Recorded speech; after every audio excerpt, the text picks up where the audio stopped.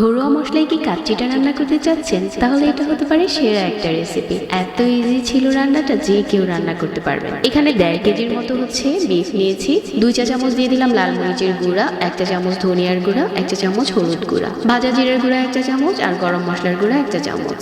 স্বাদ মতো লবণ দিয়েছি, আর 1 টেবিল চামচ করে দিয়ে দিলাম আদা রসুন বাটা, 1 কাপ পেঁয়াজ বেরেস্তা, আর 1 কাপ তরল দুধ, কিছু আস্ত গরম মশলা। তারপর রান্নার রেগুলার তেল দিয়ে দিচ্ছি 1 কাপের মতো। ঢাকনা দিয়ে ঢেকে মাংসটাকে ভালো করে কষিয়ে নিচ্ছি। মাংসটা কষিয়ে যাওয়ার পর এখানে টুকরো করে নেওয়া আলু দিয়ে আরো কিছুক্ষণ কষিয়ে নিয়েছি। একটা পাত্রে পর্যাপ্ত পানি নিয়েছি, আর স্বাদ মতো লবণ আর শাহি জিরা দিয়ে দিলাম। বাসমতি চাল দিয়ে দিচ্ছি এখানে 3 কাপের মতো। এখানে 1/2 কাপের মতো তরল দুধের সাথে অল্প একটু জর্দার রং মিশিয়ে নিয়েছি।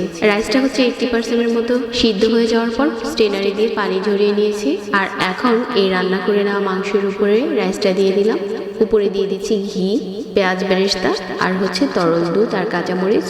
এখন এই পাত্রটাকে দমে বসিয়ে দিয়ে 10 মিনিট রান্না করে নিচ্ছি। এভাবে রান্না করে দেখতে পারেন, এত ইজি হয় আর খেতেও স্বাদে সেরা হয়েছিল।